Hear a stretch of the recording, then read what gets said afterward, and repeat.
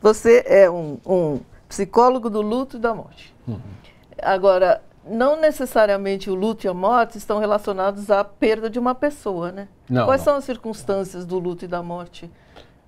O luto ele é um estado, vamos dizer assim, um estado emocional que se coloca após uma perda. Então pode ser desde uma perda a casquinha de sorvete, quando cai no chão, a criança se entristece durante algum tempo, até a mãe comprar um outro sorvete. Sim. Naquele momento, durante aquele tempo curto, ela ficou enlutada. Né? Então a gente tem diversos tipos de luto. Agora, o mais conhecido é o luto pela morte de uma pessoa querida, né? Pela morte. Mas qualquer forma de perda, ela é um luto, inclusive uma forma simbólica. Por exemplo, o casal de namorados, eles estão em pleno romance, em pleno namoro, e de repente vem a notícia que ele vai embora para outra cidade, porque ele vai atrás de um trabalho. Então, ele ainda não foi embora, mas o luto já se instala naquela relação. Então, eles já ficam entristecidos, lamentando a futura separação. Então, o luto ele pode acontecer com a própria ideia da perda.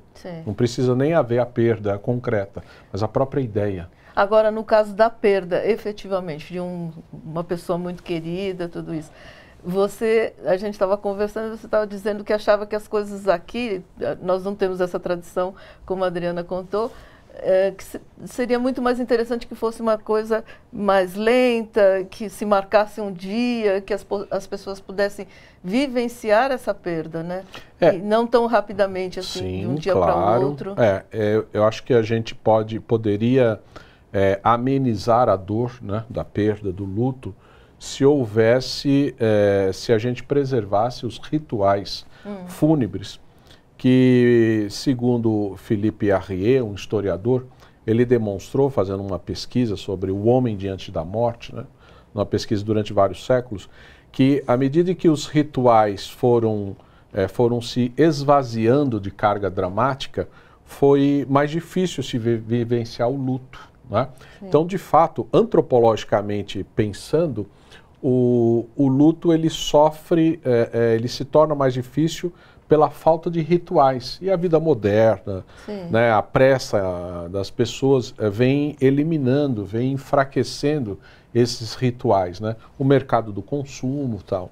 Então as pessoas acabam vivendo de uma maneira muito solitária a sua perda. E isso se torna um processo mais difícil. Quer dizer, a gente recebeu uma pergunta aqui na internet, no YouTube, uma pergunta bem interessante do Joel. Ele quer saber da Adriana se tem pessoas no México que são contra as festividades. Existem pessoas que são contra essa festividade do Dia dos Mortos?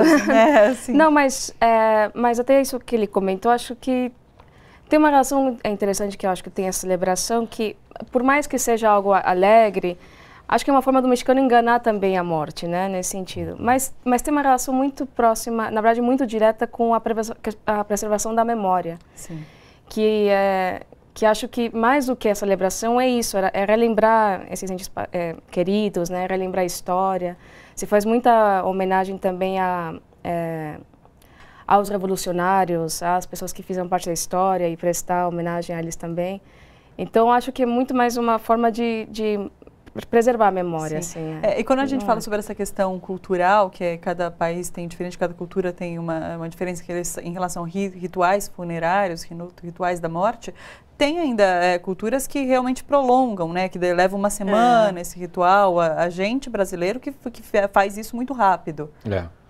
A relação com a morte ela varia tanto nas diferentes culturas como nas diferentes épocas da história. Então, o homem, ele tratou a morte, ele lidou com a morte de maneiras diferentes ao longo da história e dependendo da cultura. Né? Então, você tem, por exemplo, em algumas religiões, a celebração não só dos 7 dias após a morte, mas um ano depois, isso que a Adriana falou, uma memória, uma tentativa de preservar a lembrança do morto.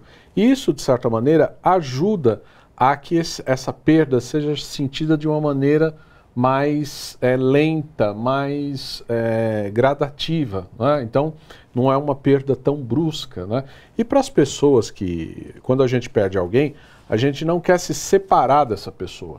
Então, muitas vezes, esses rituais, essas festividades fúnebres, elas acabam sendo maneiras de se separar de um modo mais lento, mais suave, né? E permitir um pouco a catarse, né? Ou seja, a descarga dos sentimentos. Agora a gente vê muito, e para a gente soa às vezes até um pouco estranho, no caso de artistas famosos americanos especialmente, e citando um caso mais recente da morte da Aretha Franklin, que demorou um tempo enorme até vir o sepultamento e mudanças de roupa, as pessoas passavam para vê-la, tudo isso, e em algumas circunstâncias tinham mudado a roupa dela, tal, morta, né, no caixão e tudo isso. Aí também não é um pouco excessivo? Aí é um elemento novo que a gente tem agora na cultura, que é a sociedade do espetáculo, né? Então, o funeral do Michael Jackson foi um chamaram show, de showneral, né? Uma mistura de show com funeral. Então, hoje a gente vive a sociedade do espetáculo. Então, o espetáculo invadiu as cerimônias fúnebres.